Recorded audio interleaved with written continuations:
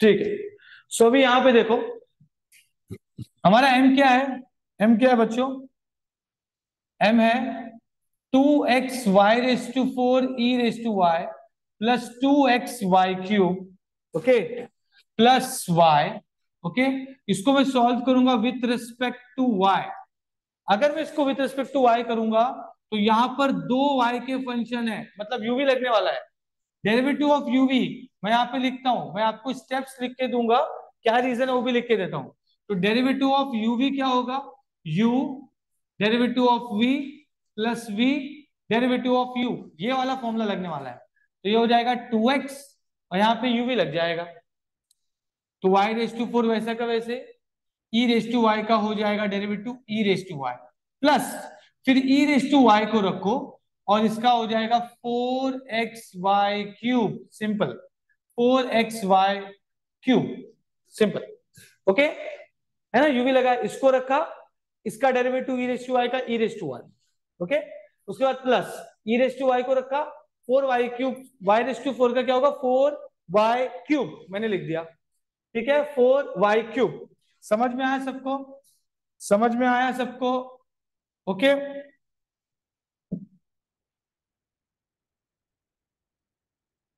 ठीक है, 4y³। Okay, तो अभी यहां पे क्या करेंगे, सबसे इंपॉर्टेंट चीज 2x निकालने के बाद यूवी कर दिया प्लस, यहां पर हो जाएगा 2x वैसे का वैसी y³ का हो जाएगा 3y² और इधर हो जाएगा 1। मतलब del m by del y is 2xy⁴e⁴y plus 2 4 8x y³ e⁴y 6xy² plus 1। ठीक है, अब मैं ले लूंगा n। n क्या है बेटा? x² y⁴e⁴y x² y² -3x। I hope कि मैं, ठीक है, आप लोग को समझ में आ रहा है। आई होप आप लोगों को समझ में आ रहा है। ठीक है, x² y⁴e⁴y -x² y² -3x। बाकी यहां पर भी ये राइट है। ठीक है, तो अब ये क्या हो जाएगा, n को विथ रिस्पेक्ट टू x ले लेंगे। n को जैसे ही आप विथ रिस्पेक्ट टू x ले लेते हैं तो ये क्या हो जाएगा, ये क्या हो जाएगा, ये हो जाएगा 2xy⁴e⁴y -2xy² -3।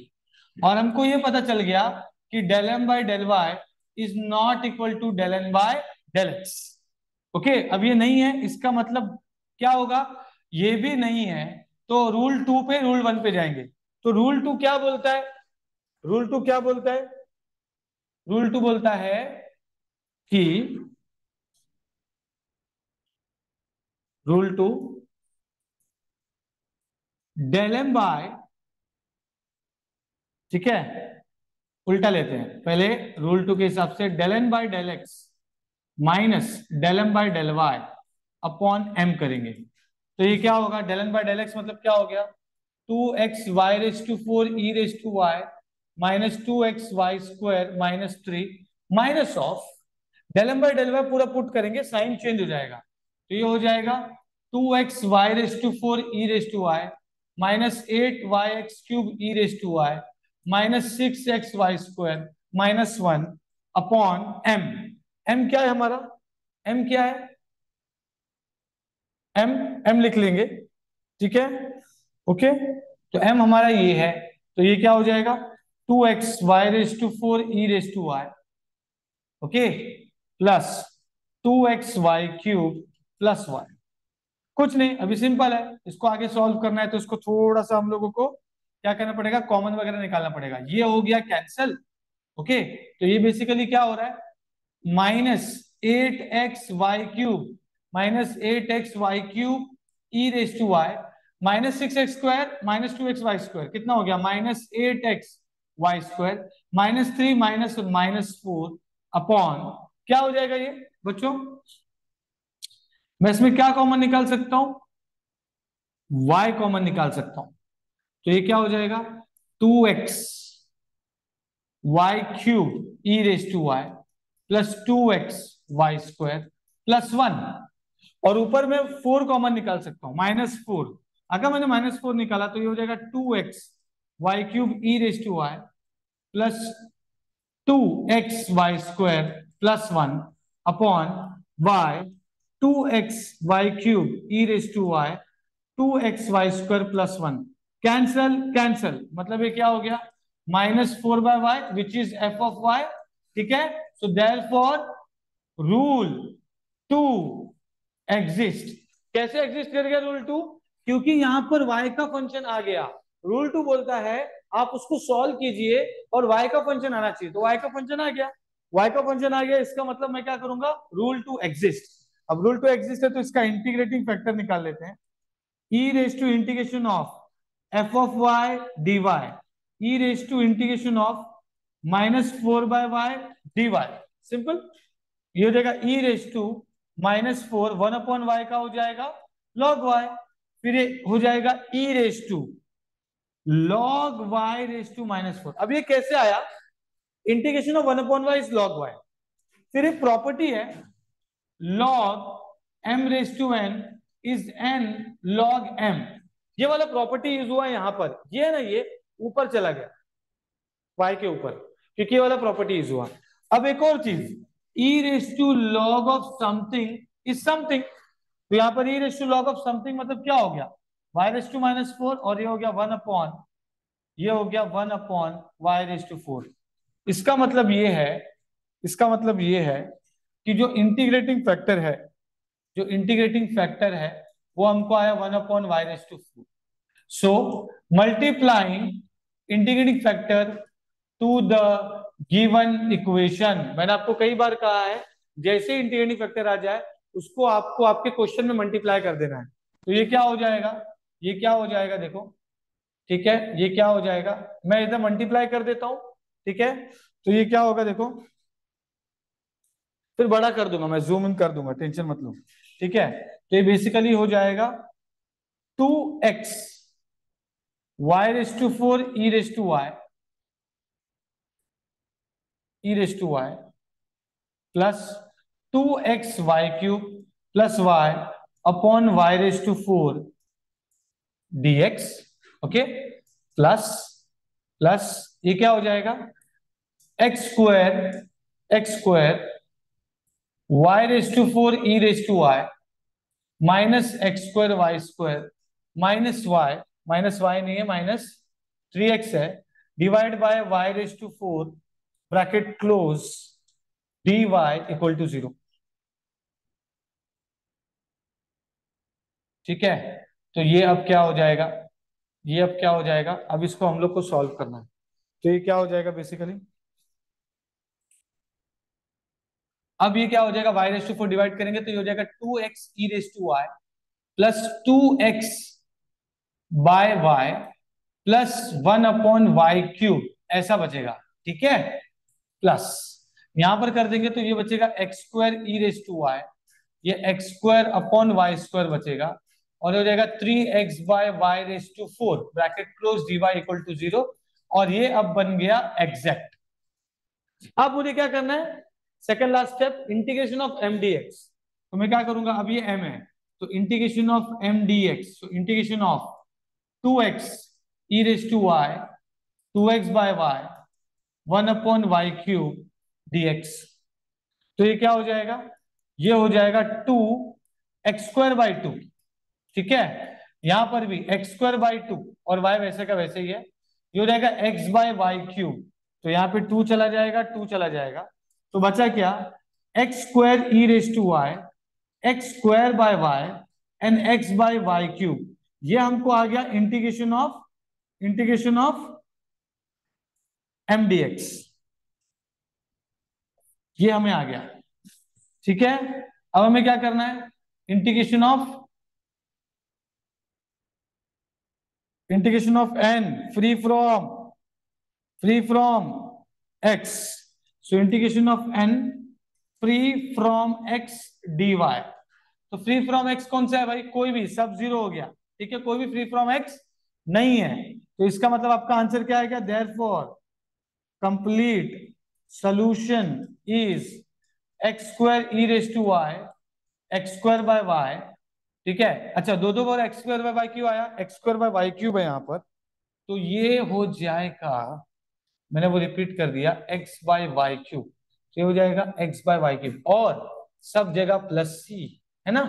ठीक है, तो मैं यहाँ पे लिख दूंगा X by Y cube equal to C. आप ऐसे यहाँ पे एंड में डायरेक्टली लिख दो, कोई दिक्कत नहीं है। अगर आपने यहाँ प्लस सी नहीं लिखा है तो कोई दिक्कत नहीं है। ठीक है, एंड में आप इक्वल टू सी लिख सकते हो। तो ये हमने जो किया है अभी, ये बहुत ही इंपॉर्टेंट सम है और बहुत बार आया हुआ सम है। ठीक है, समझ में आया सबको? समझ में आया? एक बार रिप्लाई कर दो मुझे, एक बार रिप्लाई कर दो।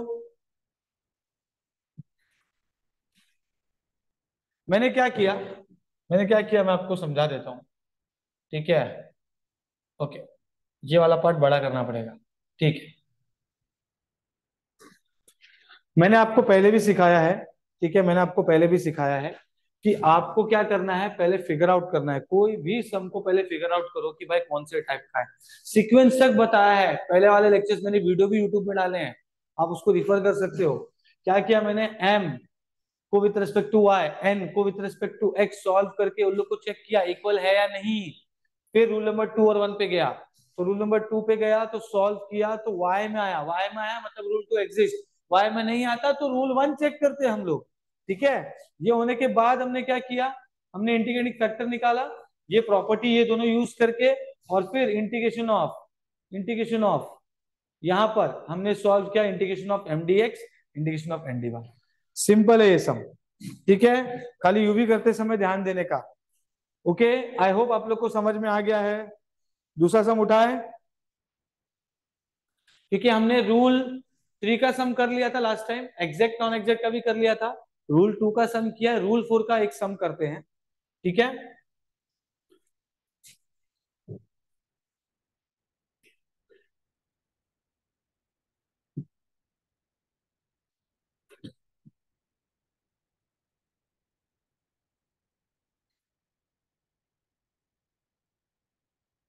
चलो, सो रूल 4 का भी एक सम कर लेते हैं।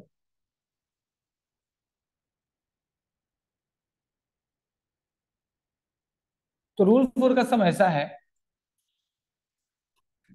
कि भाई आपको दिया है x square y minus 2xy² dx, x cube minus 3x² dy equal to 0। सबसे पहले चेक करेंगे सीक्वेंस क्या है, रूल नंबर 4। रूल नंबर 4 में क्या होना चाहिए, हर जगह हर टर्म में डिग्री सेम होना चाहिए। यहां पर मिला के कितना है, 2 और 1 3 हो गया, यहां पर 3 डिग्री है, यहां पर भी 3 डिग्री है, यहां पर भी 3 है, और यहां पर भी 3 है। मतलब हर टर्म में डिग्री सेम है, मतलब ये होमोजेनियस रूल नंबर 4 हो। ठीक है, आप बोलोगे सर इसमें y कॉमन निकल जाएगा, तो भी नहीं होगा। ठीक है, रूल 3 नहीं बनेगा। तो एक चीज क्लियर हो गया कि ये क्या है बेटा। ठीक है, रूल नंबर 4, सो देयरफॉर ऐसा आपको लिखना है, since the given equation is homogeneous equation,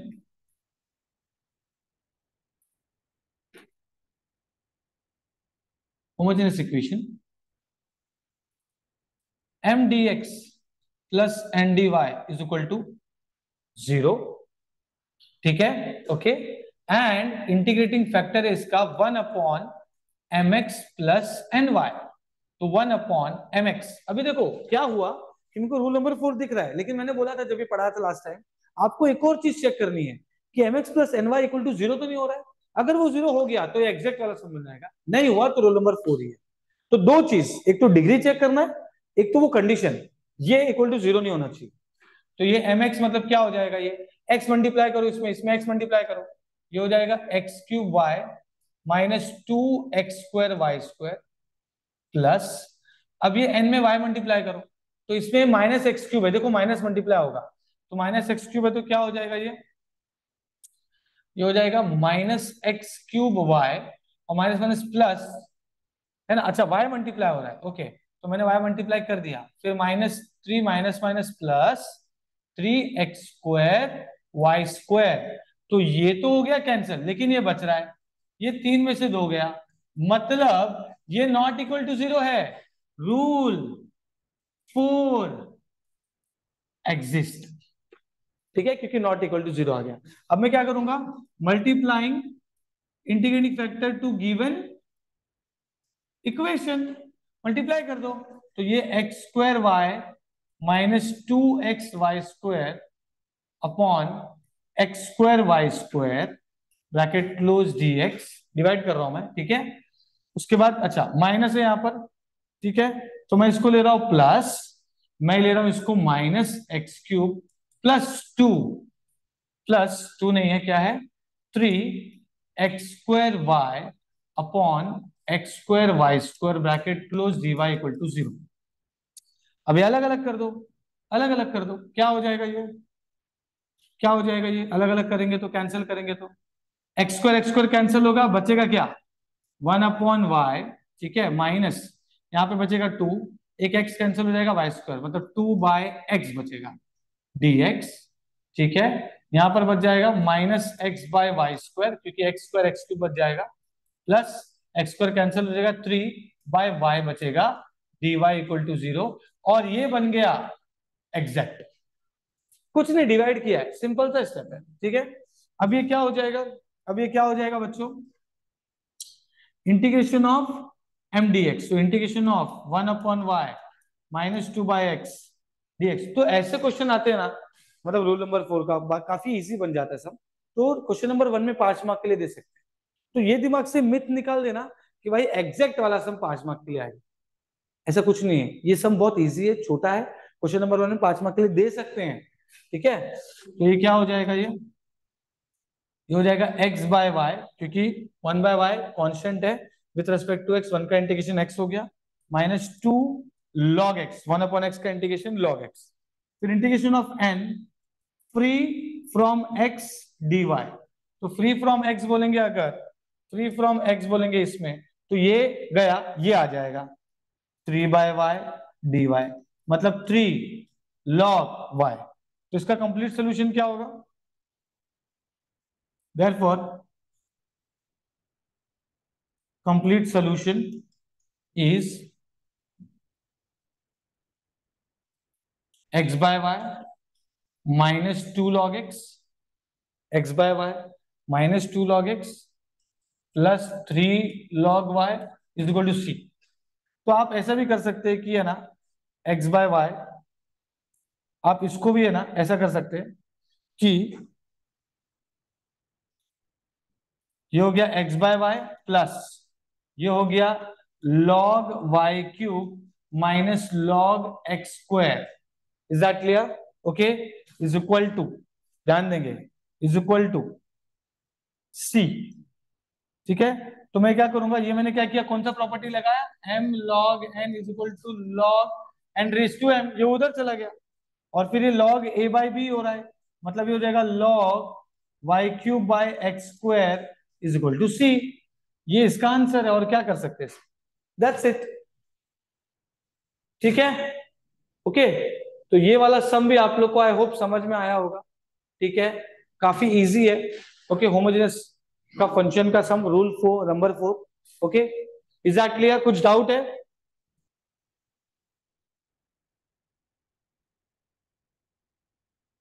कुछ डाउट है मुझे रिप्लाई करो, कुछ डाउट है तो,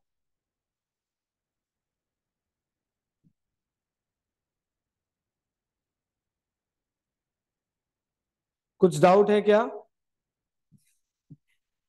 कुछ डाउट है बच्चों, ठीक है। अब एक हम लोग सम करते हैं रूल नंबर 1 का।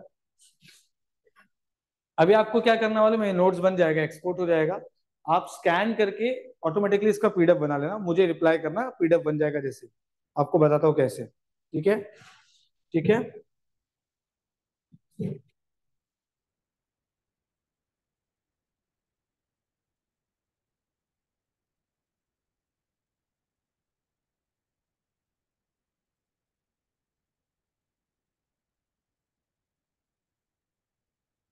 ये वाला सम आया हुआ है, ये लेते हैं हम लोग, solve x sin x dy, बहुत इंपॉर्टेंट सम है ये, ठीक है, plus y x cos x minus sine x -2 dx is equal to 0। ठीक है, ये काफी ज्यादा इंपॉर्टेंट सम है। ओके, तो ये हम लोग सॉल्व करेंगे।